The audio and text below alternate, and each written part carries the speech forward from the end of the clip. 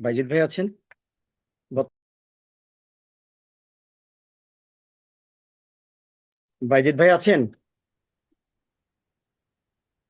বাইজিৎ ভাই কি স্যার আছেন? উনি একটু না বাইশ ভাই নাই। আচ্ছা, আচ্ছা, তাহলে আমি এখন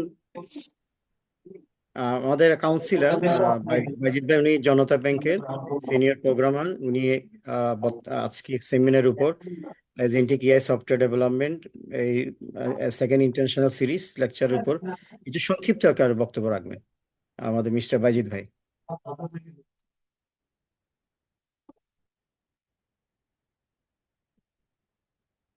বাইজিৎ ভাই নাই? আচ্ছা, বাইজিৎ ভাই না থাকলে আমাদের আমাদের এনওবি থেকে, এক্সিকিউটিভ কমিটি থেকে মিস্টার শরীফুল আনোয়ার ভাই, আপনি কি আছেন?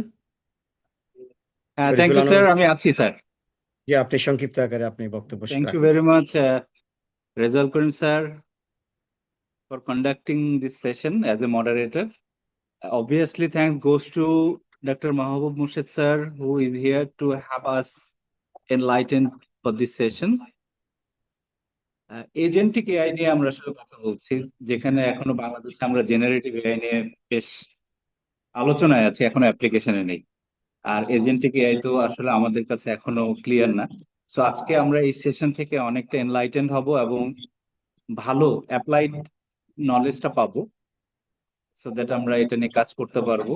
আর প্রম্পট ইঞ্জিনিয়ারিং যেভাবে ফ্যামিলিয়ারিটি পাচ্ছে, সেখানেও আমরা একটু গাইডেন্স পাবো কিভাবে আমরা প্রম্পট ইঞ্জিনিয়ারিংটা ভালোভাবে শিখতে পারি, এবং জেনারেটিভ এআই থেকে এজেন্টিক এআই কিভাবে আমরা ট্রান্সফর্ম করব।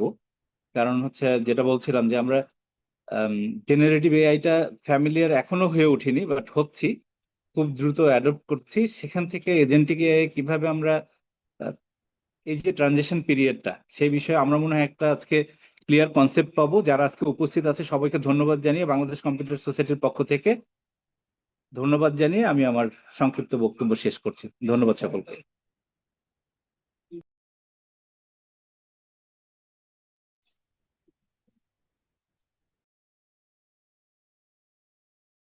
ধন্যবাদ শরীফুল আনোয়ার ভাই। এখন আমাদের মাঝে বক্তব্য রাখবেন আমাদের vice president doctor Based Ahmed. উনি হচ্ছেন Dhaka international university computer science ডিপার্টমেন্টের চেয়ারম্যান এবং অধ্যাপক। উনি আমাদের বাংলাদেশ কম্পিউটার সোসাইটি রিসেন্টলি গত বছর একটি ইন্টারন্যাশনাল সেমিনার কনফারেন্স হয়েছে, এই বছরও একটি কনফারেন্স রয়েছে। দুইটি আমাদের doctor president doctor Shamsul Arefin এবং ডক্টর বাসেদ ভাই, ওনারা মূল কারিগরে এই দুইটি দায়িত্বে আছেন।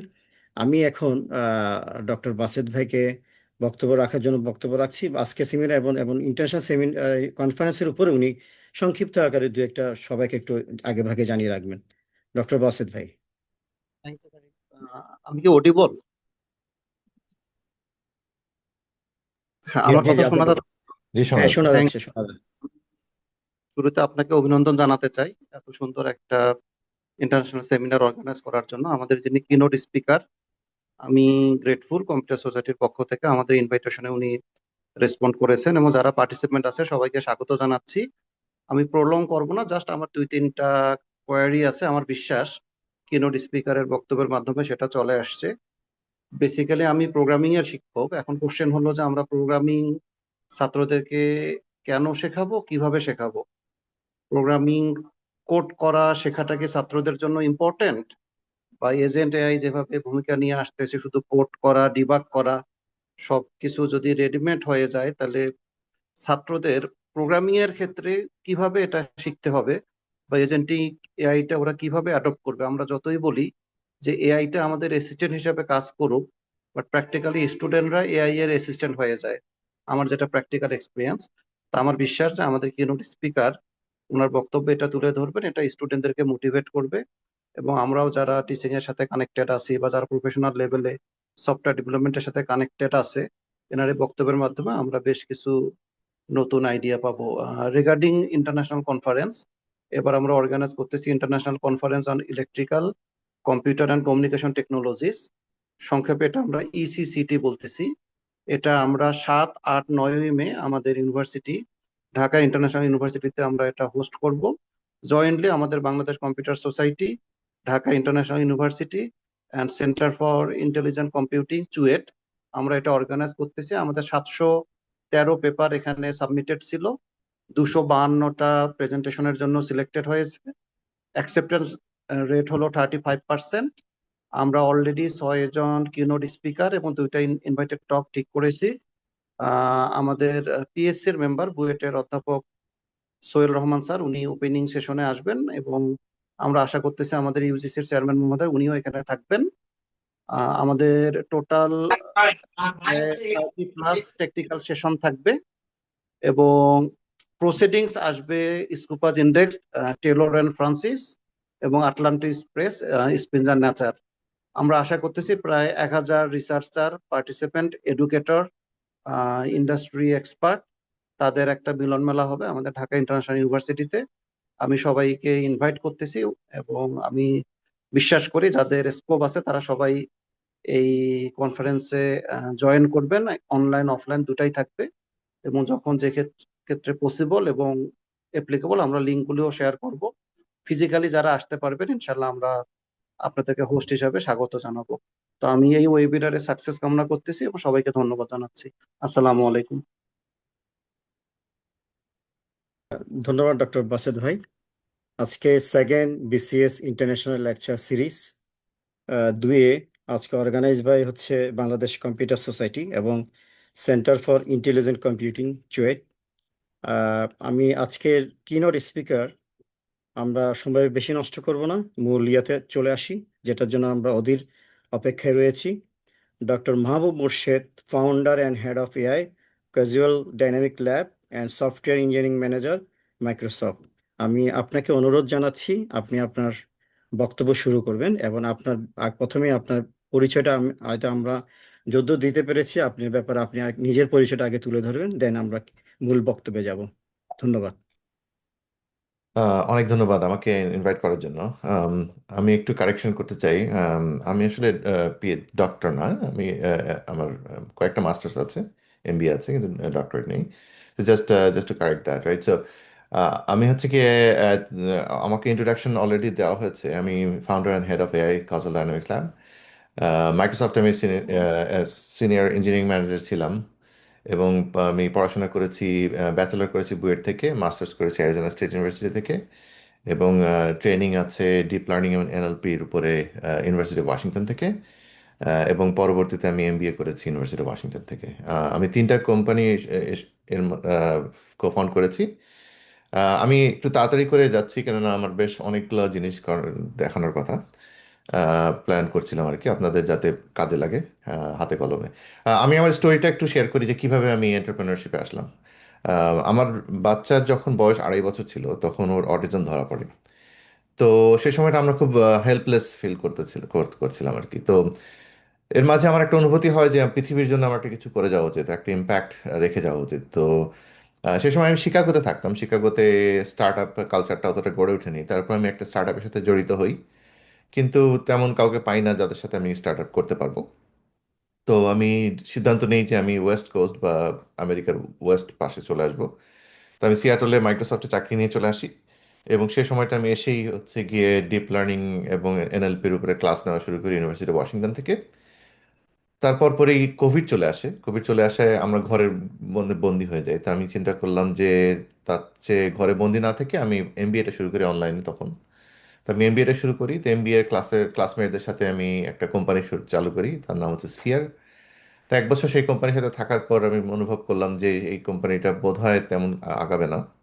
তো আমি ওখান থেকে বেরিয়ে আসি এবং তখন আমি মাইক্রোসফটে ইঞ্জিনিয়ারিং ম্যানেজার হিসেবে মাইক্রোসফট কোপাইলট স্টুডিওর এজেন্ট ডেভেলপমেন্টের কাজ করছিলাম। তো প্রায় 400 মিলিয়ন ইউজার্স বা 40 কোটি ইউজারদের জন্য এই সার্ভিসটাকে মানে তৈরি করে রাখা, ইট ওয়াজ ভেরি চ্যালেঞ্জিং। তো আমি ওখান থেকে অনেক কিছু শিখি। এবং আমরা আসলে চ্যাট জিপিটি 2.1 দিয়ে আমরা আসলে কাজ শুরু করে দিয়েছিলাম আর কি, 2023 থেকেই আমাদের টিম এগুলো নিয়ে কাজ করতো। তো যাই হোক, তো সেখান থেকে অনেক কিছু শিখে ফেলি। তো এর মাঝখানে আমার একটা বন্ধু যখন কজা ডায়নামিক্স ল্যাব এই কোম্পানিটা চালু করে, তার সাথে যোগাযোগ করে আমি দেখলাম যে ওদের মধ্যে এআই এক্সপার্ট নেই। তো আমি হেড অফ এআই হিসেবে জয়েন করলাম ওদের সাথে আর কি। তো আমরা কজা ডায়নামিক্স ল্যাবে কি করছি, আমরা আম, একটা কোম্পানির বিভিন্ন কনটেক্সট তৈরি করছি। সেই কনটেক্সটটা তৈরি করে ঠিক সঠিক সময়ে সঠিকভাবে আমরা যে কোনো এজেন্টকে সেই কনটেক্সটটা দিতে পারি। এতে করে অনেক সমস্যার সমাধান করা যায়। তার মধ্যে একটা সমস্যা হচ্ছে গিয়ে এআই জেনারেটেড যে কোড লেখা হয়, যে যে এজেন্টগুলো কোডগুলো লেখে, সেটাকে আমরা ভু- ভুল থেকে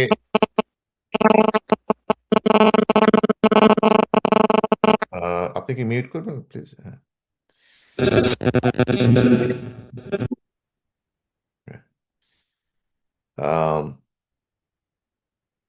ওকে, সরি, হ্যাঁ। সো এতে করে মানে হাই রিজনিং হচ্ছে গিয়ে খুব দ্রুত করা যায় এবং টোকেন কনজাম্পশন কম কম হয়।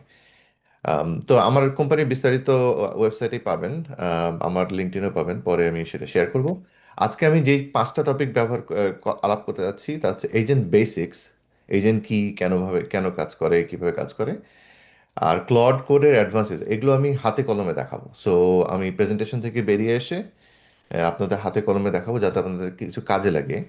তারপরে ন্যানো ক্লথ ব্যবহার করে মাল্টিপল এজেন্টস কিভাবে ব্যবহার করা যায়, এবং আমি একটা ইউজ কেস দেখাবো, সেটা হচ্ছে একটা স্টার্ট আপ কিভাবে একদিনে আপনি তৈরি করতে পারবেন এজেন্ট ব্যবহার করে।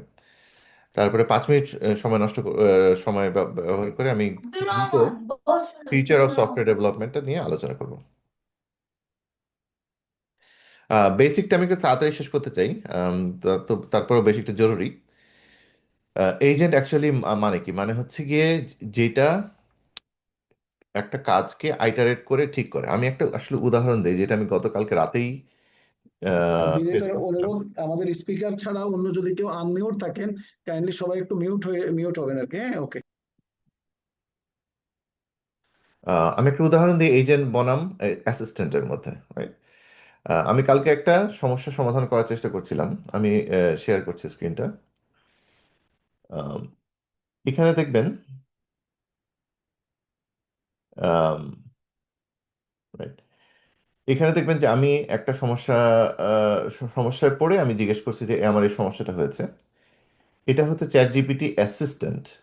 সে আমাকে বলছে তুমি এটা করো, সেটা করো, এটা হতে পারে, সেটা হতে পারে, কিন্তু সে নিজে নিজে কিছু করছে না। চ্যাট জিপিটির আরেকটা অ্যাপ্লিকেশন আছে যেটা নাম হচ্ছে কোডেক্স। এখন আমি কোডেক্স দেখাচ্ছি।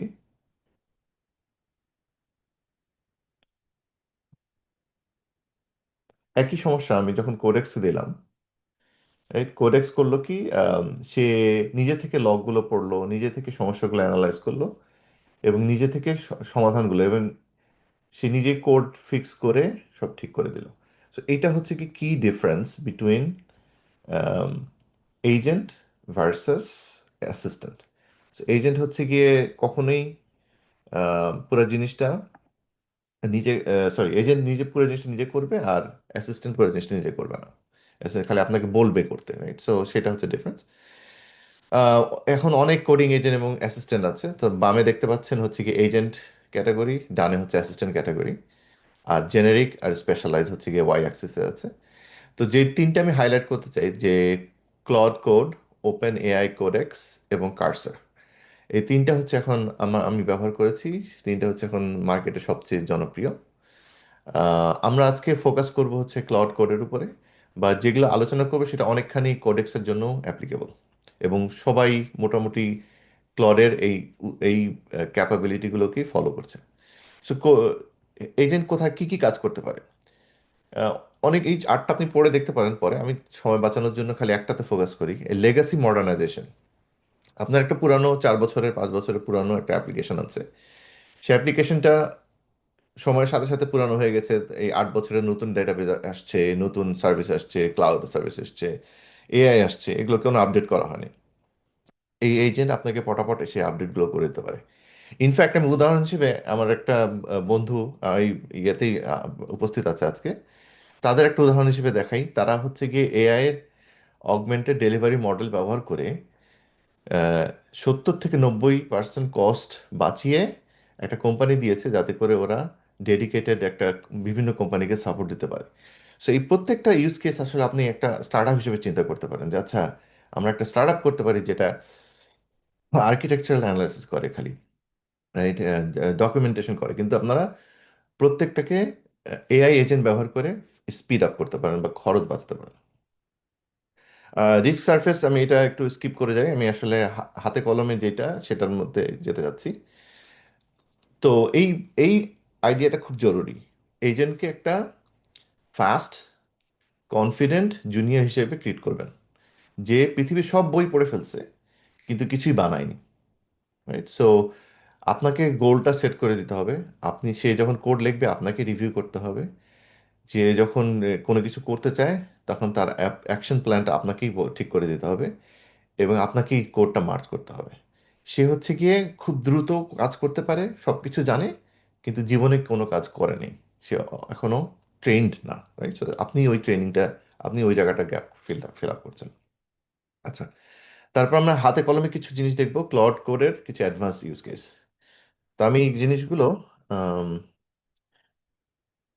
এই সেশনটাতে দেখাচ্ছি। আপনারা কি আমার এই সেশনটা দেখতে পাচ্ছেন? আমি আশা করছি দেখতে পাচ্ছেন। Right.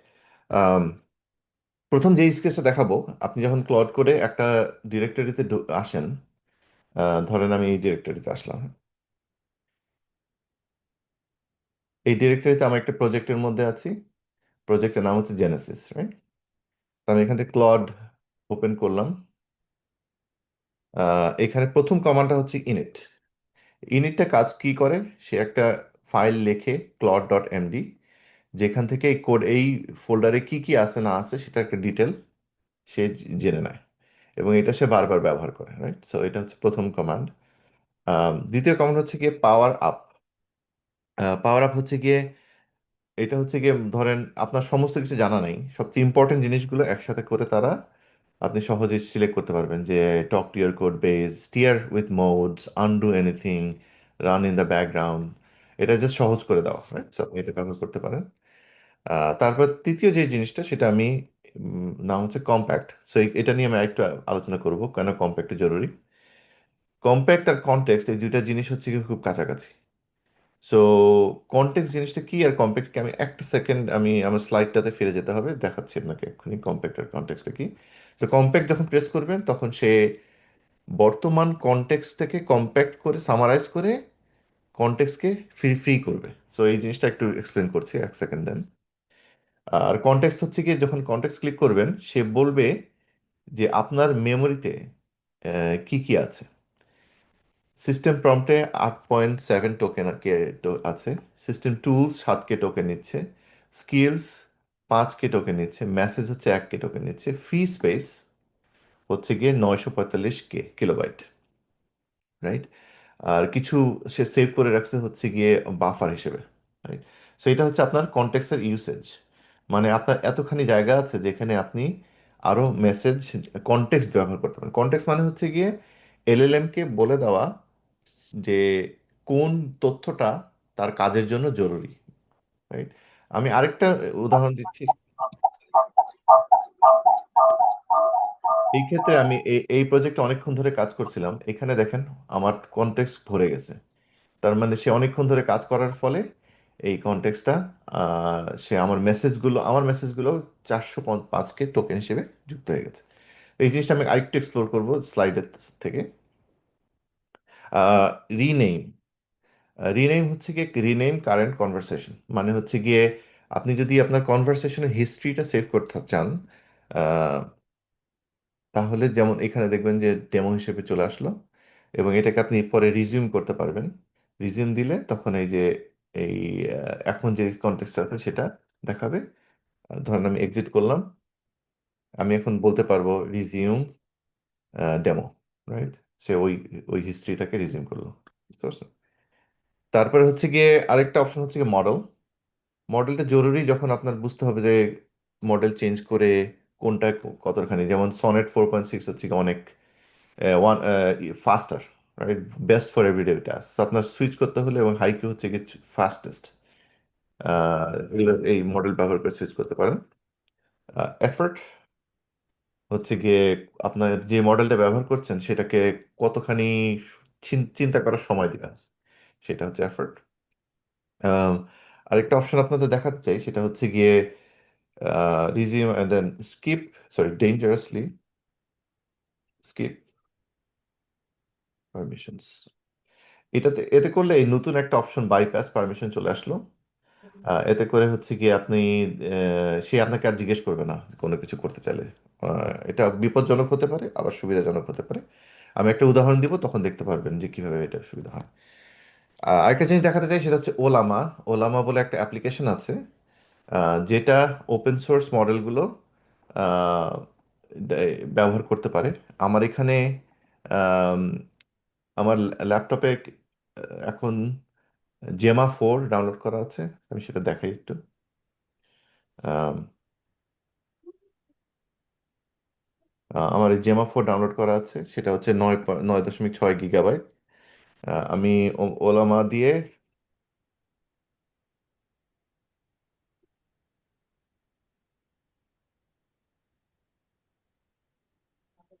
এটার সাথে চ্যাট করতে পারি। কিন্তু সবচেয়ে মজার ব্যাপার হচ্ছে আমি এটা ক্লড কোড ওলামা ব্যবহার করে রান করতে পারি। যেমন এখানে একটা অপশন আছে এখানে, যে আম, আহ, যেমন এখানে ওলামা দিয়ে আপনি আসলে ক্লাউড কোড, সরাসরি ওলামা ক্লাউড কোড বলে একটা অপশন আছে, যেখানে আপনি মডেল হিসেবে ক্লাউড কোড রান করতে পারেন। সো এতে করে আপনি লোকালি আপনার কম্পিউটারে একটা ছোট এলএলএম ব্যবহার করে ক্লাউড কোড ইউজ করতে পারেন। আচ্ছা, আমি আমার স্লাইডে ফিরে যাচ্ছি। সো আমরা এই অপশনগুলো দেখলাম। এখন একটু অপটিমাইজিং কস্ট, রাইট? কম্প্যাক্ট আর কনটেক্সট, রাইট? এই দুইটা জিনিস, এটা বোঝার জন্য এই ছবিটার দিকে তাকান। এই ছবিটার দিকে যখন দেখবেন, তখন হচ্ছে গিয়ে বুঝতে পারবেন যে আপনি যখন একটা চ্যাট যা দিচ্ছেন, একটা প্রম্পট দিচ্ছেন, সেই প্রম্পট মাত্র এইটুকু জায়গা দখল করে। আপনার কনটেক্সটের পুরো বাকি জায়গাটা এই জিনিসগুলো দখল করে। কি কি দখল করে? সিস্টেম ইনস্ট্রাকশন, যেটা হচ্ছে কি সবসময় এটার সাথে অ্যাটাচ করা হয়। মেমোরি, যদি আপনার অতীতে কোনো বিষয়ে কথা বলে থাকেন সেটা। চ্যাট হিস্ট্রি, এতক্ষণ ধরে যে কথাগুলো বলে থাকলেন সেটা। এবং আপনার এখন যেটা জানতে চাচ্ছেন সেটা। টুল কলের হিস্ট্রি, যেটা সেটা। এবং লিস্ট অফ টুলস হচ্ছে গিয়ে স্কিল বা এই জিনিসগুলো এখানে অ্যাটাচ করে দিতে হয়, যাতে করে এলএলএম জানে যে যদি এই আপনার প্রম্পটের উত্তর দিতে হয়, তাহলে কোন টুল কল করতে হবে, এবং আপনি এতক্ষণ ধরে কি বলে আসছেন সেটার উপর ভিত্তি করে পরের স্টেপটা নিবে। সো এই জন্য পুরো জিনিসটা, so অনেক অনেক তথ্য প্রত্যেকটা প্রম্পটের সাথে বিশাল একটা ডাটা এলএলএম এর কাছে যাচ্ছে। সো সেটাকে কম্প্যাক্ট করা দরকার, কেননা আপনার হিস্ট্রিটাকে যদি আপনি কম্প্যাক্ট না করেন, এই ডাটার পরিমাণ বাড়তে থাকবে, বাড়তে থাকবে, বাড়তে থাকবে। সো ফ্রিকোয়েন্টলি কম্প্যাক্ট করবেন। এবং আপনার কনটেক্সট রিডিউস করার জন্য, যেমন এই টুলের লিস্ট হচ্ছে স্কিলগুলো থেকে আসে, সেটাকে আপনি অপ্রয়োজনীয় স্কিলগুলো সরিয়ে ফেলবেন। এবং চাইলে, যদি দরকার না হয়, চিপার মডেল ব্যবহার করেন, যেটা হচ্ছে গিয়ে যেমন ও সবসময় আপনাকে টপ মডেল ব্যবহার করতে হবে এমন কোনো কথা নেই। আপনার পিডিএফ বা ডকএক্স এগুলো ব্যবহার না করে সেগুলোকে কনভার্ট করবেন মার্কডাউন ফাইলে, যেটা হচ্ছে গিয়ে ছোট।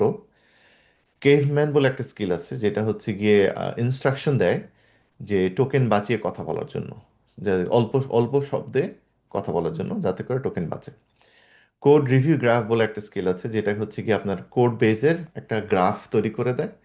এতে করে ক্লডের টোকেন ব্যবহার এবং গ্রাফ কোড আন্ডারস্ট্যান্ডিং বেটার হয়।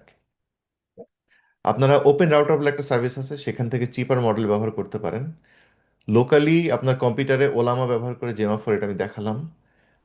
এবং আপনাদের যদি কোনো অফিসের কাজ করেন, কিংবা গভর্নমেন্টে কাজ করেন, কিংবা ইউনিভার্সিটিতে কাজ করেন, একটা লোকাল মডেল সার্ভার ব্যবহার করতে পারেন। এখন ইদানিং খুব অ্যাপল ম্যাক মিনি খুব চলছে। এই হিসেবে ম্যাক মিনি একটা 600 টাকায় কিনে ফেললে, সেখানে মানুষজন ওলামা রান করে জেমা 4 রান করছে, এবং সেটা দিয়ে ক্লাউড করে রান করছে। সেটা খুব ইদানিং চলছে।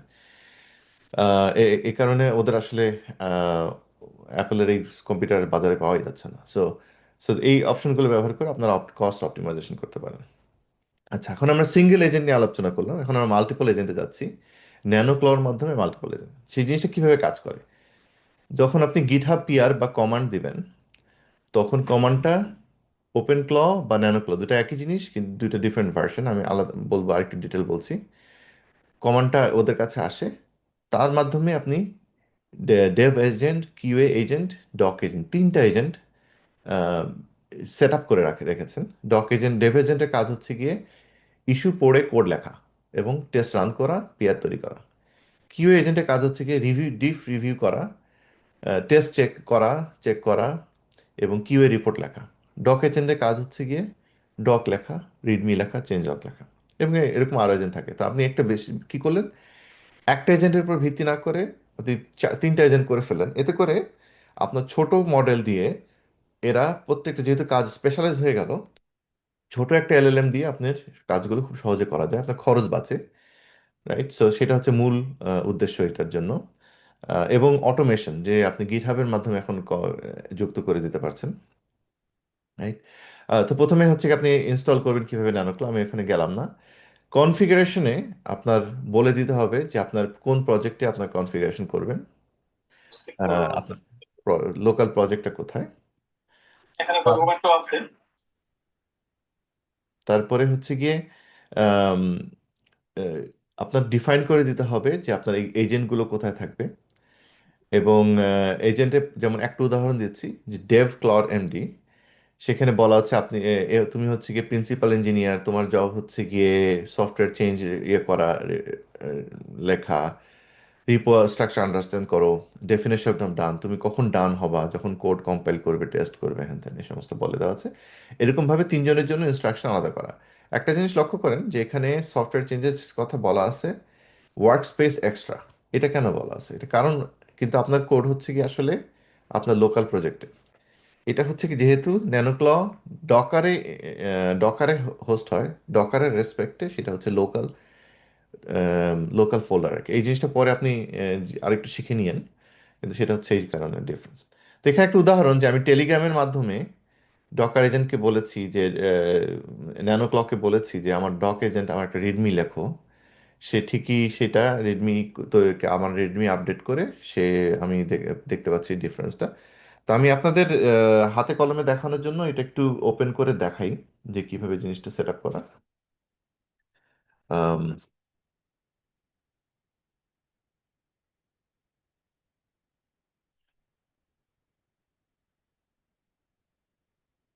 সো আমার এই ফোল্ডারের ভিতরে, এই ন্যানোক্লর মধ্যে দেখবেন যে গ্রুপ ডিফাইন করা আছে, যে ডেভ এজেন্ট, ডক এজেন্ট আর কিউ এজেন্ট।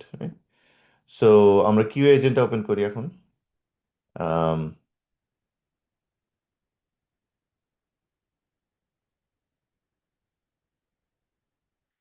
কিউ এজেন্ট দেখতে পাচ্ছেন যে তার কাজ হচ্ছে কি senior software quality engineer, job হচ্ছে কি inspect code, run test, review checklist, output format সব দেওয়া আছে।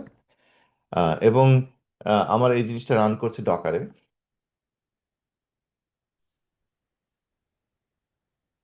দেখতে পাচ্ছেন যে ওয়ান সিএলআই, এটা এটা আমি যখন কমান্ড পাঠাবো, আমি এখন কমান্ড পাঠিয়ে দেখাচ্ছি আপনাদেরকে। টেলিগ্রাম, যে এই ন্যানোবট এজেন্টকে বলছি তুমি ডক এজেন্টকে দিয়ে এই কাজটা করো। আমার এর আগে যখন আমি কাজটা করেছিলাম তখন সেই আউটপুটটা আছে, আমি সেটাকে ক্যান্সেল করি যাতে আমার নতুন করে তৈরি করে সে। এটাকে আমি ডিসকার্ড করছি, এটা পুরানো আউটপুট। আমার এখন কোনো চেঞ্জ নাই। আমি এই জিনিসটাকে কপি করে আবার দিব যাতে সে আবার এই কাজটা করে।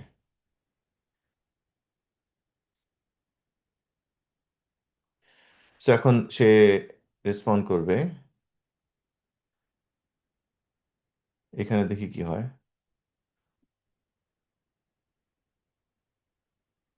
ওকে, এখন রেসপন্ড করছে না, যাই হোক। মানে রেসপন্ড করার কথা আর কি, যেখানে দেখতে পাচ্ছেন যে ও বলছিল এর আগের বার যে forward oxygen doxygen on it, readme is done, etcetera, right. So এখন রেসপন্ড করছে না।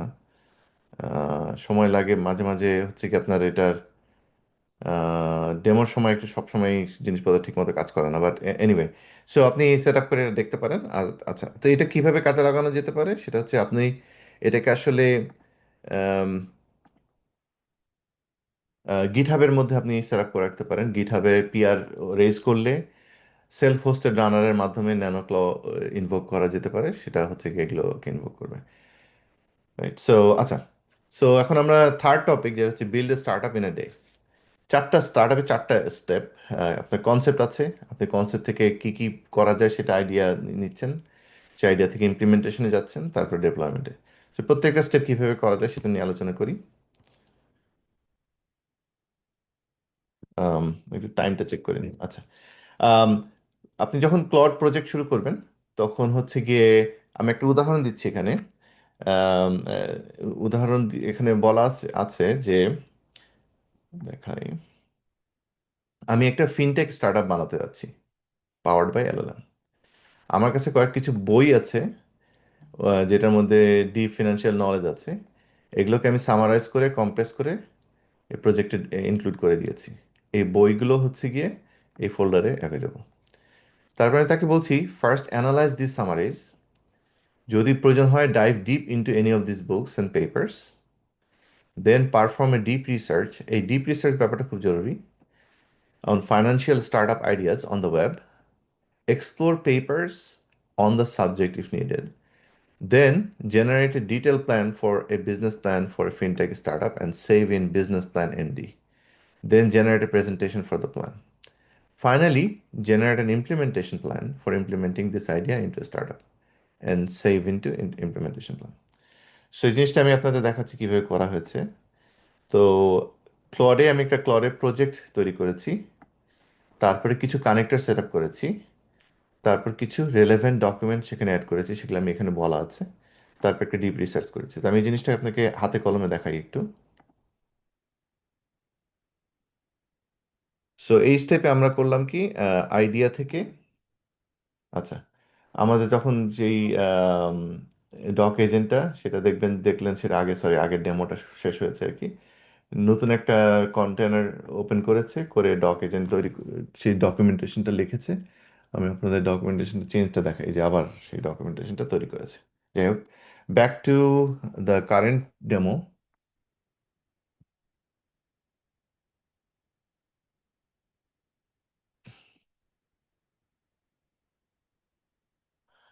প্রজেক্টে যাচ্ছি, প্রজেক্টের ফিনটেক স্টার্টআপ, এখানে সেই আইডিয়াটা। তো এই এই আইডি প্রজেক্টের জন্য আমি কিভাবে ফোল্ডার সেট আপ করেছি সেটা দেখাচ্ছে। আচ্ছা, প্রজেক্টের সেট আপ কি দেখাচ্ছি আগে আপনাদেরকে। এখানে দেখবেন যে আমার কিছু বই ছিল ফিনান্সের উপরে। আম, সেই বইটা আমি দেখাচ্ছি, এক সেকেন্ড।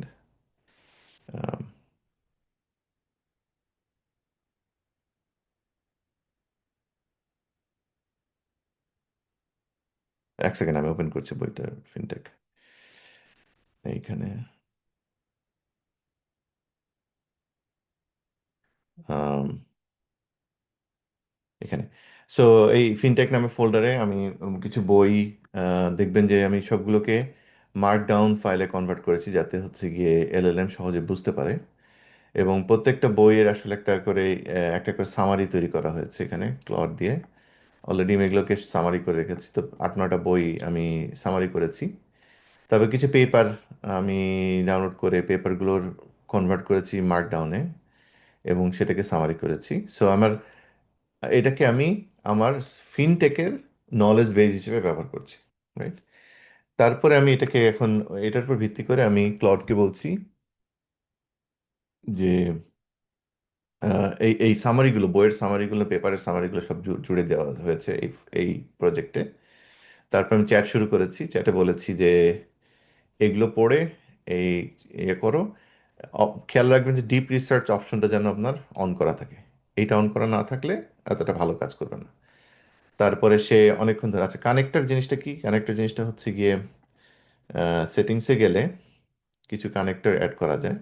এটা হচ্ছে এক্সটার্নাল সার্ভিস, যেটা হচ্ছে গিয়ে আপনাকে বিভিন্ন রকম তথ্য দিয়ে হেল্প করে। কনসেনসাস বলে একটা কানেক্টর আছে, যেটার কাজ হচ্ছে গিয়ে পেপার জার্নাল পাবলিশ থেকে, ওখান থেকে জার্নাল পাবলিশ করা এলএলএম এর জন্য। হাগিং ফেস বলে একটা কানেক্টর আছে, আপনার গিটহাবের সাথে কানেক্ট করে দিতে পারেন। আম, তো এই কানেক্টরগুলো থাকলে সে রিসার্চ করতে তার সুবিধা হয়, রাইট? সো এবং ওকে, সো সে অনেকক্ষণ ধরে কাজ করে ফেল করেছিলাম, কন্টিনিউ করতে বলেছি, শেষ পর্যন্ত সে বিজনেস প্ল্যান বানিয়েছে, ইমপ্লিমেন্টেশন প্ল্যান বানিয়েছে, একটা পাওয়ার পয়েন্ট বানিয়েছে। তো আমি আলটিমেটলি এই আইডিয়াটা নিয়ে আর অগ্রসর হয়নি বেশি দূর, বাট পরবর্তী স্টেপ হলে যেটা করা যেতে পারে সেটাকে আপনাকে দেখাচ্ছি। সো কনসেপ্ট থেকে আমরা আইডিয়া পেয়ে গেলাম, বিজনেস প্ল্যান, তারপর বিজনেস প্ল্যানও তো জেনারেট করতে পারলাম, সেটা দেখালাম আপনাদেরকে। আহ, আপনি যখন এরকমও বলতে পারেন যে আমাকে একটা আইডিয়া না দিয়ে 5টা আইডিয়া দাও, তারপর আপনি রিভিউ করলেন যে সেই 5টার মধ্যে কোনটা ভালো লাগে, সেইটার বিজনেস প্ল্যান বানাতে পারেন, সো সেটাও করতে পারেন। তারপরে একটা ডিরেক্টরি বানাবেন, সেখানে হচ্ছে ক্লড কোড এখন রান করবেন, not the Claude, main Claude. তবে সেখানে আপনি বিজনেস ইমপ্লিমেন্টেশন প্ল্যান বানাতে পারেন। ইমপ্লিমেন্টেশন প্ল্যানটা পড়ে দেখবেন যে সেটা ঠিকমতো কাজ করছে কিনা, বা ঠিকমতো প্ল্যান ইমপ্লিমেন্টেশন কিভাবে ইমপ্লিমেন্ট করছে আপনার আইডিয়াটা, সেটা একটু রিভিউ করবেন। কোন ঠিকঠাক করার থাকলে ঠিকঠাক করবেন। তারপর বলবেন ঠিক আছে, ইমপ্লিমেন্টেশন প্ল্যান আমি ঠিকঠাক করে আপডেট করে দিয়েছি, এবার কোড লিখে ফেলো। তারপর সে কোড লিখে ফেলবে। তারপর আপনি ওটাকে যে কোনো জায়গায় একটা ডেপ্লয়মেন্ট স্ক্রিপ্ট ব্যবহার করতে পারেন, ক্লাউডে ডিপ্লয় করতে পারেন, কিংবা ভার্সাল নামে একটা নতুন ধরনের ডিপ্লয়মেন্ট প্ল্যাটফর্ম আছে, সেখানে ডিপ্লয় করতে পারেন। তো সেইটা গেল হচ্ছে কি আপনার একটা বিজনেস থেকে আপনি একদিনই আসলে করে ফেলা সম্ভব। এই কনসেপ্ট থেকে আইডিয়েশন লাগে 1 ঘন্টা, আইডিয়েশন থেকে ইমপ্লিমেন্টেশন কয়েক ঘন্টা, ধরেন 2-3 ঘন্টা, ডেপ্লয়মেন্ট ধরেন এই জায়গাটা একটু ঝামেলা, এখনো পুরোপুরি অটোমেটেড না, 3-4 ঘন্টা বা আরো বাকি দিনের বাকি সময়টা, তো 24 ঘন্টার মধ্যে আপনি আসলে স্টার্ট আপ তৈরি করে ফেলতে পারেন। এখন বে- সুবিধা হচ্ছে গিয়ে আপনি যখন স্টার্ট আপ বানাতে পারেন, আপনার মাঝখানের মানে সময় নষ্ট করে চিন্তা করে একটা কাজ করবে কি করবে না সেটা কোনো দরকার নেই। আপনি 1 সপ্তাহ খালি নিজে ছুটি নেবেন, ছুটি নিয়ে 7 দিনে 7টা স্টার্ট আপ বের করে ফেলবেন, করে দেখবেন যে কোনটা কাজ করছে, কোনটা মানুষ ব্যবহার করছে, দেন ওইটাতে ওইটাকে বিজনেস হিসেবে নিতে পারেন। সো দ্যাটস দ্য বেনিফিট আর কি। তো একই আইডিয়া আপনি পেপার লেখার কাজে ব্যবহার করতে পারেন, কনসেপ্ট থেকে আইডিয়েশন একইভাবে, আইডিয়েশন থেকে ইমপ্লিমেন্টেশন একইভাবে। তারপরে এক্সপেরিমেন্টের পার্টটা আপনি অটোমেট করতে পারেন। আপনাকে একটা এক্সাম্পল আমি দেখাচ্ছি এখনই। সেটা হচ্ছে কি, বিভিন্ন রকম জিপিইউ ক্লাউডের সাথে কানেক্ট করে বলতে পারেন যে ইমপ্লিমেন্টেশনটা এখানে রান করো। যেহেতু লোকালি রান করতে পারবেন না, জিপিইউ ক্লাউড যেমন ভাস্ট.এআই কিংবা বিভিন্ন জিপিইউ ক্লাউডে রান করে রেজাল্টটাকে আপনি নিয়ে আসবেন, নিয়ে সেটাকে দিয়ে পেপার লিখে ফেলবেন, রাইট? সো আমি একটা উদাহরণ দিচ্ছি, যেটা আমি আসলে গতকালকেও করছিলাম একটা রিসার্চ রান করার জন্য। আহ, এই যে এখানে একটা প্রজেক্ট আমরা কাজ করছি, যে প্রজেক্টে হচ্ছে কি আমি তাকে বলেছিলাম যে তুমি যখন জিপিইউ নিজেই স্টার্ট করবা, নিজেই টেস্টগুলো রান করবা, যদি কোড চেঞ্জ দরকার হয় তুমি নিজেই কোড চেঞ্জ করে আপলোড করে দিবা, দিয়ে টেস্টটা রান করার পরে রেজাল্টটা দিয়ে পেপারটা লিখে ফেলবা। সে পুরোপুরি জিনিসটা শেষ করে পেপারটা লিখে, যে পেপারও লিখে ফেলছে, সরি এখানে পেপারটা লিখে ফেলছে, পেপার আপডেট করছে রেজাল্টের উপর ভিত্তি করে। আমি খালি এখন পেপারটা রিভিউ করব, করে দেখবো যে আর কিছু করা আছে কিনা। আর আমি তাকে জিজ্ঞেস করছিলাম যে আর কিছু করতে পারি কিনা, সে বলছে তুমি এটা এটা করতে পারো। সো ওগুলো আমি হয়তো পরে কিছু কাজ করে শেষ করব। সো রিয়েলি এক্সাইটিং টাইম, যে এই অটোমেশনগুলো আগে করতে দিনের পর দিন, সপ্তাহের পর সপ্তাহ লেগে যায়, তো আমি এখন পুরো জিপিইউ দিয়ে পুরো জিনিসটা আমি 24 ঘন্টার মধ্যে শেষ করে ফেলতে পারছি। সো এখন আমি ফিউচার অফ সফটওয়্যার ডেভেলপমেন্ট নিয়ে কুইকলি কিছু বলতে চাই, যেটা হচ্ছে সবার এখন ওয়ারি। যখন প্রফেসর বাসেদ আই থিঙ্ক উনি জিজ্ঞেস করছিলেন যে ছাত্ররা কি করবে, আহ, ভবিষ্যতে কি হতে যাচ্ছে, সে একটু অ্যাংজাইটি কাজ করছে। তো আমি এটা নিয়ে একটু আলোচনা করতে চাই। সো ইঞ্জিনিয়ারের রোল পরিবর্তন হয়ে যাচ্ছে, হাতে কলমে কোড লেখা কমে যাবে, কিন্তু স্পেসিফাই করা যে আমরা কি চাই সেটা বেড়ে যাবে। So from writing the code you are becoming the director. So instead of software engineer, you became the director of software engineer, right? Debugging syntax, আচ্ছা এই কোডের এই ল্যাঙ্গুয়েজটা এইটা কিভাবে লেখে, ওটা কিভাবে লেখে, সেটা কমে যাবে, কিন্তু ডিবাগিং দ্য সিস্টেম, আচ্ছা পুরো বড় জিনিসটা কিভাবে কাজ করে না করে সেটা বেড়ে যাবে। অবভিয়াস জিনিস ইমপ্লিমেন্টেশন করা দরকারই নাই, কারণ অবভিয়াস জিনিস কিন্তু যেটা কখনো করা হয়নি, যে জিনিসটা এলএলএমও জানা না কিভাবে করতে হয়, সেই জিনিসটা আপনাকে করতে হবে। একলা একলা কাজ করা কমে যাবে, এজেন্ট আর পিপল অর্কেস্ট্রেট করার মাধ্যমে কাজ আপনাদের করতে হবে। স্টুডেন্টের জন্য মেসেজ হচ্ছে গিয়ে, এজেন্ট ডাজ দ্য টাইপিং, বা তোমার ভ্যালু হচ্ছে গিয়ে যখন জিনিসটা কাজ করবে না, এবং তাতে করে তোমার ভ্যালু কমে যাচ্ছে না, তোমাকে বরং আরো বেটার করতে হবে, কেননা তোমার ডাটা স্ট্রাকচার, তোমাকে প্রোগ্রামিং সিনট্যাক্স জরুরি না, প্রোগ্রামিং এর আন্ডারস্ট্যান্ডিংটা জরুরি।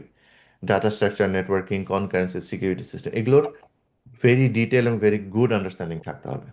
Fundamentals matter more, not less, right? তোমাকে ফান্ডামেন্টাল হতে হবে very very very strong, right?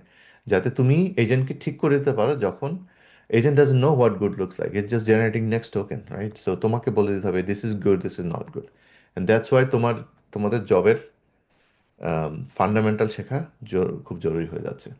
বাংলাদেশের জন্য অপরচুনিটি হচ্ছে গিয়ে দ্য কস্ট অ্যাসিমেট্রি। এই জিনিসটা আমি যে রেনোভার এক্সাম্পল দিতে গিয়ে বলছিলাম যে কোয়ালিটি, হাই কোয়ালিটি জিনিস, এই লাইনটা পড়ে দেখো। Dhaka based engineer paired with a strong agentic workflow can deliver senior level output at a fraction of Silicon Valley cost. তার মানে হচ্ছে গিয়ে নট অনলি নতুন স্টার্ট আপ যারা এটাকে ব্যবহার করতে পারে, তুমি নিজে পার্সোনালি যেটা করতে পারো যে তোমার কোয়ালিটি এখন ইমপ্রুভ করে ফেলতে পারো, বা তুমি তোমার বেতন এত দিতে হবে না যেটা সিলিকন ভ্যালিতে দিতে হয়। সো তোমাকে move up the value chain, মানে হচ্ছে কি, sorry, from augmentation to product to co development with global clients. তুমি গ্লোবাল ক্লায়েন্টে গিয়ে তুমি এন্ড টু এন্ড, যেহেতু তুমি সবই করতে পারো, তুমি গিয়ে বলবে আমি সবই করে দেবো তোমাকে, রাইট? সো তখন ইফ তুমি যদি সব করতে পারো তোমার কাছে লোক আসবে। Build the region, right? So Bangla first software, fintech, এগ্রিক্রিয়াক, এগুলোতে কাজ করতে পারো। ওপেন সোর্স প্রেজেন্ট বাড়াতে পারো। ওপেন সোর্স, যেহেতু এখন ওপেন সোর্স কোড লেখা কোনো ব্যাপার না, so you just go and contribute to an open source project, right? আচ্ছা, ইউএসএ এবং অন্যান্য জায়গায় তুমি যেতে চাইলে কি করতে পারো? পাবলিকলি তোমার কাজগুলোকে সে দেখাবে, master the agent stack. There is no other way, you have to learn the agent stack, right? Contribute upstream, merge peer in a major open source software peer করবে। Write what you learn, right? Blog লেখো, thread লেখো, discover করো। Network, network, আমি it's so important. Network, মানুষকে চেনা, মানুষদেরকে জানা, নিজেকে বিক্রি করতে পারাটা খুবই জরুরি। রিমোট জবগুলোতে অ্যাপ্লাই করা শুরু করো, যেহেতু তুমি ইউ নো যে you can write really good code now, right, with help of agent. Visa প্যাথগুলো তো ওপেন আছে, H1B, O1, এগুলো সবগুলো ট্রাই করো। EB2, মানুষজন একটাই করে, যেমন আমি নিজেও একটাই স্টুডেন্ট ভিসাতে আসছি। সো এগুলো সবগুলো ট্রাই করো। আর stay curious, it's changing so much, it's so fast changing, যে তুমি তুমি যদি চোখ কান খোলা না রাখো তাহলে শিখতে পারবে না। আম, আমাদের যে কোনো টুল প্রথমে যখন আসে তখন সবাই ভয় পায়। তারপরে মানুষজন আস্তে আস্তে সেটাকে উম, ব্যবহার করা শুরু করে। So these agents are next generation tools, right? It's not here to replace you. They're here to amplify what you can build. So তুমি জিনিসটাকে ভয় পেয়ে দূরে থেকে লাভ নেই, বরং এটাকে অ্যাডপ্ট করে নিজেকে আগিয়ে নিয়ে যাওয়াটাই জরুরি। That's all I have for today. Thank you so much, BCS কে আমাকে এই সুযোগটা দেওয়ার জন্য। Back to you, Rajal. Thank you Mahbub Morshed, আপনাকে অসংখ্য একটি ইম্পর্টেন্ট একটা টপিকের উপর আজকে আলোচনা রাখার জন্য। ভবিষ্যতে আমরা আপনাকে আরো বিসিএস এর বিভিন্ন সরাসরি ওয়ার্কশপ বা সেমিনারের জন্য হ্যান্ডস অন আমরা আপনাকে ইনভলভ করবে এই প্রত্যাশা রাখি। আপনি আমাদের বাংলাদেশ কম্পিউটার সোসাইটির সাথে ওখানে থেকে একজন আইসিটির হিসেবে ইউএসএ থেকে আপনিও অবদান রাখবেন এই প্রত্যাশা রাখি। আর আমরা এখন কিছু কোশ্চেন আনসারে যাব। আমরা 5টা থেকে 6টা কোশ্চেন করব। আমাদের অডিয়েন্স এখানে আছেন প্রায় 75 জনের মতো। তো আমরা চাই যারা একটু আগে করবেন, আমরা সেই অনুযায়ী করব। যারা কোশ্চেন করবেন, হাত করবেন, রেজ করবেন। আশা করি আমরা 5 থেকে 6টা কোশ্চেন করব। আমার মনে হয় রেজাল্ট করেন ভাই, সরাসরি কেউ যদি কোশ্চেন করতে চায় করতে পারে। হ্যাঁ, আসেন, সরাসরি করে ফেলেন। প্রথমে কে করবেন আসুন বলেন, আমরা ওপেন রেখেছি, সরাসরি আপনার কোশ্চেন করতে পারেন।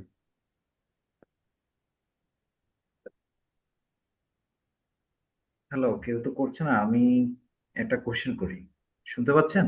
হ্যাঁ, শুনতে পাচ্ছি। আপনার পরিচয়টা একটু জি, আমি কামরুল হাসান। আমি বর্তমানে একটা কোম্পানিতে আইটি প্রজেক্ট ম্যানেজার হিসেবে আছি। এখন আমি সরাসরি আসলে কোশ্চেনে চলে যাই, যেহেতু সময় কম। কোশ্চেনটা হলো যে একই প্রম্পট, আমি যদি 10 জন ইউজার আমরা থাকি, একই প্রম্পট 10টা ইউজার সেম আউটপুট কি পাবে? আর সেম আউটপুট যদি না পায় তাহলে সেটা এনশিওর আমরা কিভাবে করতে পারি? Great question. সো এটা জানার জন্য আপনাকে আসলে যে বুঝতে হবে যে এলএলএম কিভাবে কাজ করে, রাইট? এলএলএম হচ্ছে কি, বেসিক্যালি নেক্সট টোকেন প্রেডিক্টর। তার মানে হচ্ছে কি, যে যখন আপনি যে প্রম্পটটা দেন, সে প্রম্পটে প্রত্যেকটা শব্দের জন্য, অক্ষরের জন্য বলি, কেননা আসলে টোকেনের জন্য, টোকেনটা একটা ডিফারেন্ট কনসেপ্ট। প্রত্যেকটা টোকেনের জন্য একটা অ্যাটেনশন ম্যাট্রিক্স ব্যবহার করে, রাইট? অ্যাটেনশন ম্যাট্রিক্স ব্যবহার করে বের করার চেষ্টা করে পরের টোকেনটা কি হবে। এখন যখন পরের টোকেনগুলো ব্যবহার করে তখন তার কাছে একটা লিস্ট থাকে যে পরের টোকেনে ধরেন 10টা অপশন আছে, এই যে এই পরের শব্দটা বা পরের টোকেনটা কি হবে। তখন সে একটা প্রবাবিলিটি ম্যাট্রিক্স ব্যবহার করে, যেটাতে সে সিলেক্ট করতে পারে যে সে একই উত্তর দিতে চায় না। বাই ডিজাইন সে একই প্রশ্নের ডিফারেন্ট উত্তর দিতে তৈরি করা, রাইট? সো এখানে একটা টেম্পারেচার বলে একটা ভ্যারিয়েবল আছে। টেম্পারেচার ভ্যারিয়েবলটাকে আপনি যদি শূন্যের কাছাকাছি রাখেন, এটা ডিপেন্ড করে টেম্পারেচারটা বিভিন্ন এলএলএম প্রোভাইডার কীভাবে ডিফাইন করে।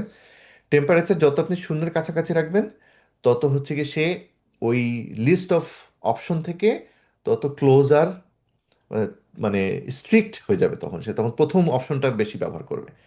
তাতে করে আপনাদের আউটপুটের কনসিস্টেন্সি বেড়ে যাবে। সো আপনি যদি টেম্পারেচার 0 দেন, দিয়ে আপনি টেম্পারেচার আপনি যদি আপনি যদি একই প্রম্পট ব্যবহার করেন, আপনার ফ্রেন্ড যদি একই প্রম্পট ব্যবহার করে, টেম্পারেচার 0 কাছাকাছি উত্তর পাবেন, রাইট? সো সেটা একটা অপশন। আরেকটা অপশন হচ্ছে কি, আপনি যদি স্ট্রাকচার্ড আউটপুট চান, আপনি যদি বলেন যে তুমি এই প্রশ্ন এই প্রম্পটের উত্তর একটা জেসন আকারে দিবা, সেই জেসনের এই ফিল্ডগুলো থাকবে, এই ফিল্ডে এই এই উত্তরগুলো আমি এক্সপেক্ট করতেছি। ধরেন এফোর্ট লেভেল থাকে, ধরেন এফোর্ট একটা অপশন, সেটার মধ্যে আপনার মিডিয়াম হাই, এভাবে যদি আপনি ভেঙে ভেঙে বলেন যে আপনার পুরো উত্তরটাকে এভাবে তৈরি করতে হবে, এবং যদি টেম্পারেচার 0 ব্যবহার করেন, তাহলে মোর কনসিস্টেন্ট আউটপুট আসবে। বাট বাই ডিজাইন এলএলএম হচ্ছে গিয়ে যেহেতু নেক্সট টোকেন প্রেডিক্ট করে, বাই ডিজাইন হচ্ছে গিয়ে সে হচ্ছে গিয়ে ইটস আনপ্রেডিক্টেবল যে পরের টোকেনটা কীভাবে আসবে। সামান্যতম ভ্যারিয়েশনও অনেক চেঞ্জ হয়ে যেতে পারে। But there there are ways to compensate, and এই দুইটা হচ্ছে গিয়ে সেই দুইটা পদ্ধতি। ধন্যবাদ। আমি একজন এখানে আরেকটি উল্লেখ আমার একটা কোয়েরি আছে আর কি, ডক্টর মোর্শেদ আপনার কাছে।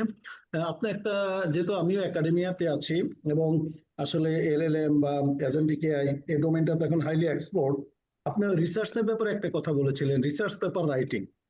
সো ইটস ট্রু যে we have to use LLM, then agentic AI.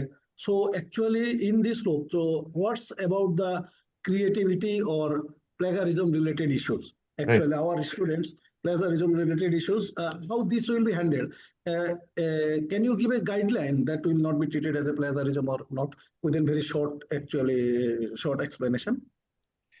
আমার এখানে একটা আমার অবজারভেশন হচ্ছে, যখন প্রথম ক্যালকুলেটর আসে, তখন মানুষ যখন হাতে হাতে গুণ করতো, তারপর যখন ক্যালকুলেটর আসে, ঠিক একই রকম মানসিকতা দেখা যাচ্ছে, যে মানুষজন চিন্তা করছে ও ক্যালকুলেটর ব্যবহার করে চুরি করে করেছে, কাজ কত করছে না। কিন্তু সময়ের সাথে সাথে ক্যালকুলেটর ব্যবহার যখন অ্যাকসেপ্টেবল হয়ে যায়, তখন এখন পরীক্ষা দেওয়ার সময় ক্যালকুলেটর নিয়ে গেলেও কেউ কিছু মনে করে না। সো এলএলএম এর টা হচ্ছে অনেকখানি সেরকম, যে এলএলএম কে মানুষ ভাবছে যে ও আমার লিখে দিচ্ছে চুরি করা কাজ, রাইট? এই মানসিকতার থেকে বেরিয়ে আসতে হবে, কেননা এলএলএম লিখে দিচ্ছে Thank you. এলএলএম লিখে দিচ্ছে মানেই জিনিসটা চুরি করা তা না। কেননা আমি আপনাকে উদাহরণ দিচ্ছিলাম রিসার্চের ক্ষেত্রে। রিসার্চের ক্ষেত্রে একটা বড় কাজ হচ্ছে আইডিয়েশন, রাইট? আপনি যখন একটা, ধরেন আমি আপনাকে একটা উদাহরণ দিই, ধরেন আমি চিন্তা করছি যে আমি এজেন্ট মেমোরি নিয়ে রিসার্চ করব। তো আমি কিভাবে, আমার যদি এলএলএম না থাকতো, আমি অ্যাজ এ হিউম্যান আমি কিভাবে এটা করতাম, যে আমি এজেন্ট মেমোরি সব পেপারগুলো পড়তাম, পড়ে ওইগুলো থেকে শিখতাম, শিখে মনে করতাম এই ডিরেকশনটা মনে হয় কেউ নেয় নেই এখনো, তাহলে আমার মনে হয় এই ডিরেকশনে যাওয়া দরকার, রাইট? এভাবে আমরা ধরেন মাসখানেক পেপার পড়ে আমরা ডিসিশনটা নিতাম যে আমরা কোন ডিরেকশনে যেতে চাই।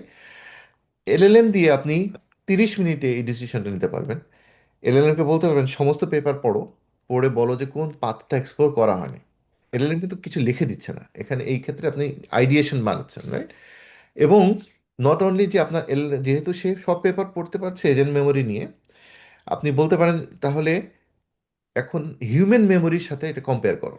এখন হিউম্যান পেপারের রিসার্চ পেপার, যেমন যেটা হেলথ সায়েন্সে যেটা হচ্ছে, আপনি ক্রস বাউন্ডারি যেটা আপনি নিজে করতে পারতেন না, কেননা আপনার ওই ওই কোলাবোরেটর না থাকলে আপনি একলা একলা হেলথের পেপার পড়ে আপনি কিছু বুঝতে পারতেন না। কিন্তু এখন এলএলএম এর মাধ্যমে you can do cross boundary check, cross boundary exploration. তারপরে হচ্ছে কি, আপনার যখন আইডিয়াগুলো তৈরি হয়ে গেলো, এখন আপনাকে তো রিসার্চ করে কাজটা তো করতে হবে, সেটা আপনি অটোমেট করছেন, কিন্তু কাজটা তো করতে হবে। ইন্টেন্ট, এই যে এক্সপ্লোরেশন, এই যে আইডিয়েশন, এই ডিরেকশন, এই এইগুলোতে আপনি হচ্ছে গিয়ে এলএলএম এর হেল্প নিচ্ছেন। কোড সে যখন পেপারটা লিখছে, পেপারটা লেখন আপনি বসে বসে লিখতে পারতেন আগে, হিউম্যান হিসেবে you could write, but it's like it's uses as a tool, right? এবং আই থিঙ্ক মাইন্ডসেট পরিবর্তনের একটা ব্যাপার আছে। আমরা চিন্তা করছি এটা হচ্ছে plagiarism. AI is not a plagiarism, it's like it just a assistant. যে আপনার যদি একটা ছাত্র থাকে বা অ্যাসিস্ট্যান্ট হায়ার করেন, সে আপনার পেপারের হেল্প, লেখার হেল্প করতো, ঠিক একইভাবে এও এলএলএমও হেল্প করছে। আপনি রিভিউ করছেন, আপনি ঠিক করে দিচ্ছেন, না এই জিনিসটা ভেবে লেখো, এই জিনিসটা ভেবে লেখো, আপনার রোল পরিবর্তন হয়ে যাচ্ছে। সো এই জিনিসটা থেকে I think it's a mindset change এবং ইউজ, ডিফারেন্স ইন ইউজ আর কি। আমার মনে হয় যে দ্যাটস মোর লাইক ইট দেন যে চিন্তা করা যে ইটস প্লেজারিজম টুল আর কি। Thank you. ধন্যবাদ। আমি এখানে একটা উল্লেখ করতে হয়। স্যার, আপনি আর কোশ্চেন করবেন sir, Arifin no sir? No no actually অনেক সময়, জি জি জি, না, আমি আর কোনো কোয়েরি নেই। আমি একটু এই ব্যাপারে একটু কোশ্চেন একটু জানাতে চাই। আমি অলরেডি মাহবুব মোর্শেদ সম্পর্কে জানি। উনি অলরেডি ইউএস এর ইউনিভার্সিটি মিজোরির একজন প্রফেসরের তার ল্যাবের সাথে উনি already LLM, AI, agentic AI এবং নিউরাল নেটওয়ার্কিং উপর রিসার্চের কাজগুলি করছেন। তাদের ল্যাব থেকে তারা বেশ কয়েকটি পেপার মনে হয় সামনে কাজ করছেন। এটুকু আমি আপনাদেরকে জানাতে চাচ্ছি। এখন আমাদের কোশ্চেন করবেন লুকমান হাকিম ইমরান। আপনি কি আছেন? আপনি হাত তুলেছেন। জি। জি, আহ, আপনি কোশ্চেন। জি, আমাদের বাংলাদেশের প্রেক্ষাপটে এখনো কিন্তু মানে ক্লড কোড কিনে কিনে প্রতি ডেভেলপারকে কিনে দেওয়ার মতো আসলে ক্যাপাসিটি কোম্পানিদের এখনো পর্যন্ত হয় নাই। জি। কারণ এটা হিউজ কস্ট এবং টোকেন কস্টও অনেক, যার জন্য দেখা যাচ্ছে যে মান্থলি একজনকে 3 বার যদি টোকেন কিনতে হয় তাহলেও সেটা ম্যাক্স প্ল্যানে অনেক হিউজ কস্ট হয়ে যায়। তো প্ল্যান হচ্ছে বাংলাদেশের ক্ষেত্রে প্রেক্ষাপটে ডেভেলপারদের মোর প্রোডাক্টিভ করা, বাট উইথ লো কস্ট। মানে এটাই হচ্ছে আমাদের কোম্পানি ইন্ডাস্ট্রি, মানে আইটি ইন্ডাস্ট্রি, ডেভেলপার সফটওয়্যার ইন্ডাস্ট্রিগুলোর মেইন মেইন লক্ষ্য বলা যাচ্ছে আর কি। এখন এই ক্ষেত্রে আমি একটা প্ল্যান নিজে নিজে চিন্তা করতেছিলাম, সেটা হচ্ছে কি প্রি মডেল, মানে দ্যাট ইজ এটা লোকাল মডেল যেটা বলছেন, লোকাল মডেল উইথ আমি পারচেজ মানে পেইড মডেল। আমি এরকম করতে চাই যে আমার যে ছোট ছোট কাজগুলো আছে সেগুলো আমি লোকাল মডেলে পাঠিয়ে দেব, এবং যে কমপ্লেক্স কাজগুলো গুলো আছে সেগুলো আমি আমার পেইড মডেলে যাবে। এতে আমি কস্ট কনজাম্পশনটা আমি কমিয়ে ফেলতে পারবো। এতে হবে কি, আমার যে ডেভেলপার আছে তারা উইথ অ্যালাইন থাকবে যে ছোট মডেল এবং বড় মডেলের সাথে বা পেইড মডেলের সাথে অ্যালাইন হয়ে কাজ করবে। আর আহ, ওইটার সাথে আরেকটা অ্যাড করতে চাই, সেটা হচ্ছে কি লোকালি মনে করেন একটা ডেভেলপারকে আমি 4টা জিনিসের কাজ দিব, মানে তাকে আমি অ্যাটেন্ডেন্সের কাজ দিলাম, তাকে আমি লিভ মডিউলের কাজ দিলাম, তাকে আমি পেরোল মডিউলের কাজ দিলাম, তারপর এইচআর এর কাজ দিলাম। সে 4টা মডেল ইউজ করবে, 4টা মডেল ইউজ করবে। সে এট এ টাইমে 4টা ব্রাঞ্চ তৈরি করবে লোকাল মেশিনে, করে যে 4টা জায়গাতে, মানে দেখা যাচ্ছে এমনিতে এজেন্টিক এআই কিন্তু অনেকটা সময় নেয়, যেটা যেটা হচ্ছে একটা ডেভেলপারের জন্য বসে থাকা লাগে। তো আমার কথা হচ্ছে তাকে আমি 4টা টাস্ক দিব, সেই 4টা ব্রাঞ্চ করে 4টাতে 4টা কাজ করবে, এবং সেগুলো মার্জ হয়ে একটা বেস ব্রাঞ্চে যাবে, দেন ওইটা কিউএ তে যাবে। হুম, হুম, তো আমি একটু এলোমেলো করে বলেছি, কিন্তু আমার গোলটা হচ্ছে এটা যে প্রোডাক্টিভ করার জন্য ডেভেলপাররা প্রোডাক্টিভ হবে, বাট উইথ লো কস্ট। কোম্পানির গোল এখন এটাই। হুম। কারণ যখন আশা করি 2026-এর পরে 27-এর দিকে টোকেন প্রাইস অনেক কমে যাবে, চায়নারা অনেক ইয়া করতেছে কস্ট কমানোর জন্য। তো এই বিষয়ে যদি একটু গাইডলাইন দিতেন। আপনি যেগুলো বললেন সেগুলো মানে মোটামুটি একই লাইনে আমি বলেছি। লোকাল মডেল সার্ভার ব্যবহার করবেন, একটা এজেন্টকে ভেঙে মাল্টিপল এজেন্ট বানাবেন, এবং এই প্রত্যেক এজেন্টের জন্য আপনি বলে দিতে পারেন যে আচ্ছা ডেভেলপারের জন্য কোন মডেল ব্যবহার করবে, কিয়ের জন্য কোনটা, ডকের জন্য কোনটা, এরকম।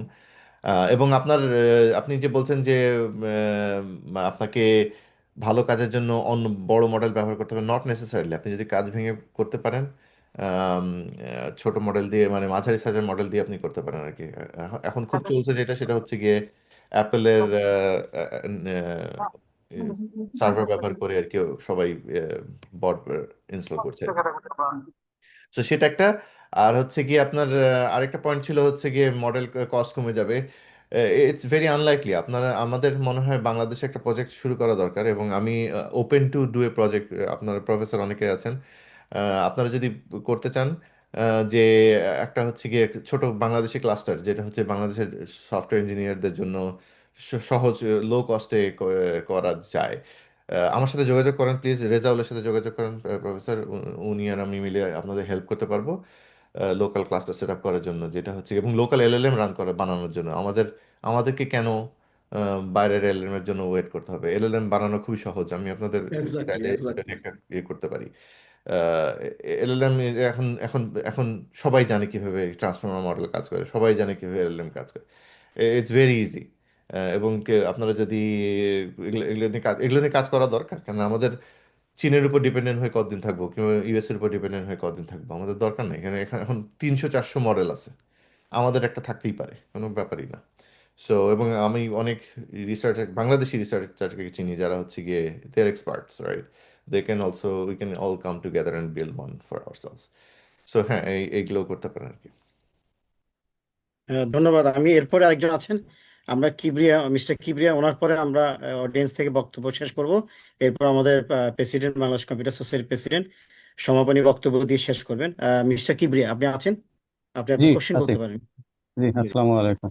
জি, আমি কোডার না, আমি আসলে ইনফ্রাস্ট্রাকচার নিয়ে কাজ করি।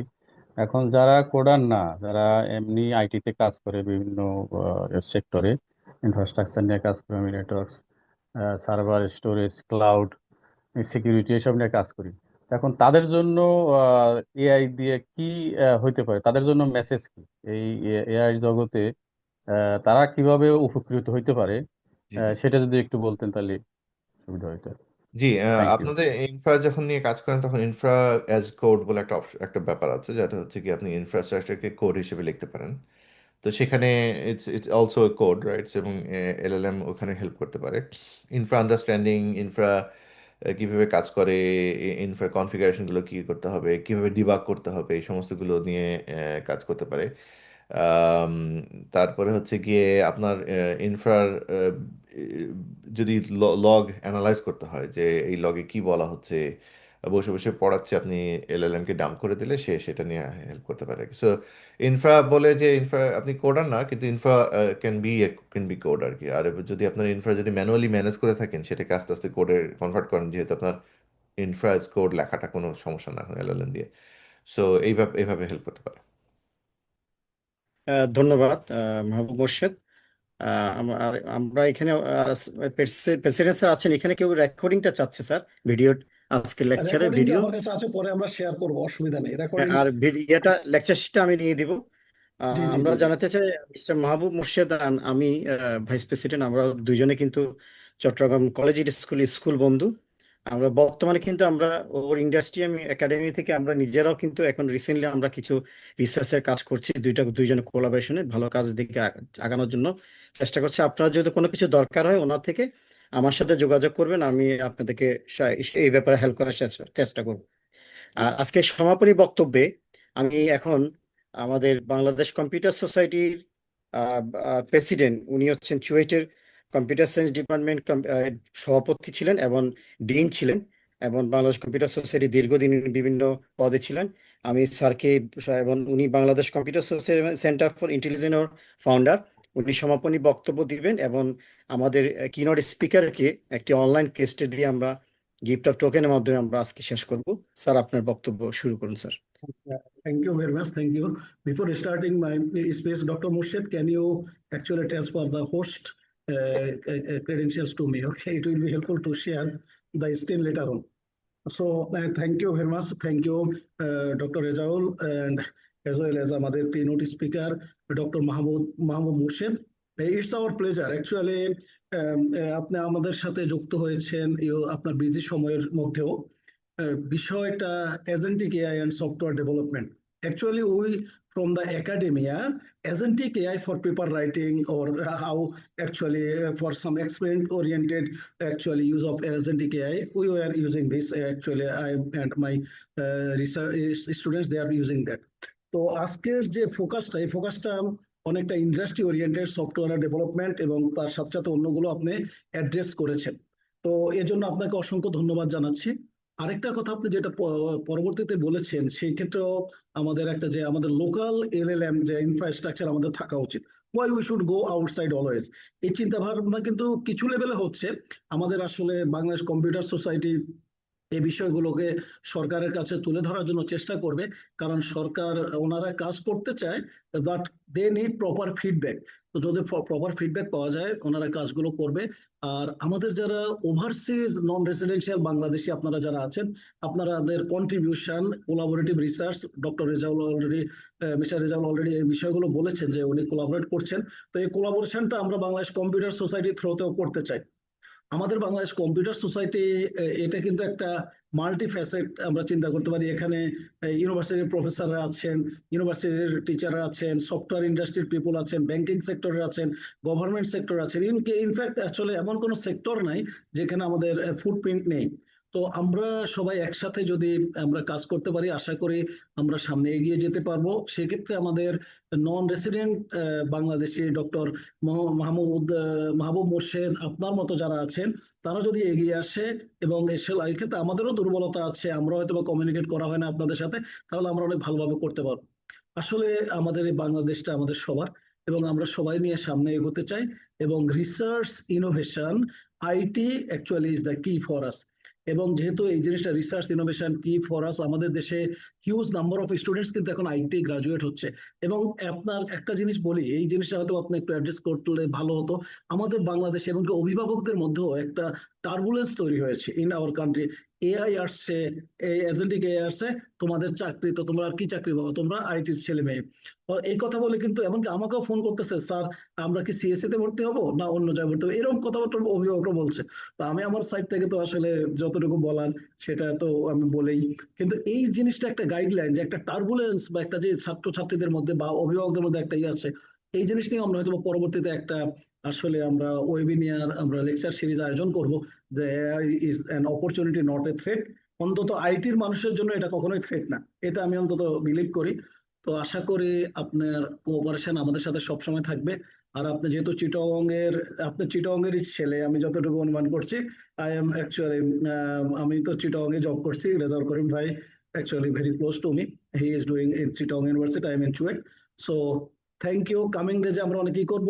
আর আমাদের যারা পার্টিসিপেন্ট, এখানে আমাদের স্টুডেন্টও আছে পার্টিসিপেন্ট হিসেবে, এবং আমাদের অন্যান্য কলিগরা আছেন, বিভিন্ন প্রফেশনালরা আছেন, আপনাদেরকে অসংখ্য ধন্যবাদ। এবং একটা কথা বলে শেষ করি, যে আপনারা বিসিএস এর সাথে থাকবেন। আমরা বাংলাদেশ কম্পিউটার সোসাইটি অনেক ইভেন্ট করি, আপনারা যদি গ্রুপগুলোতে জয়েন হন তাহলে দেখবেন আমাদের আজকে কিন্তু আমাদের একটা অফলাইন, আমাদের একটা ছিল অফলাইন। আমার পিছনে একটা পোস্টার আছে, আমি অফিস থেকে জয়েন করেছি। যে আমাদের একটা এখানে আমি যদি এর কারণে দেখা যাচ্ছে না, আমাদের যে এটা লাগিয়েছে যে ব্যানারটা, একটা অফলাইনে আমাদের অডিটিং এর উপর, ডিজিটাল এরাতে কিভাবে করবো এসবের উপর আমাদের আজকে একটা ট্রেনিং ছিল। তারপরে এখন এই ইভেন্ট ছিল।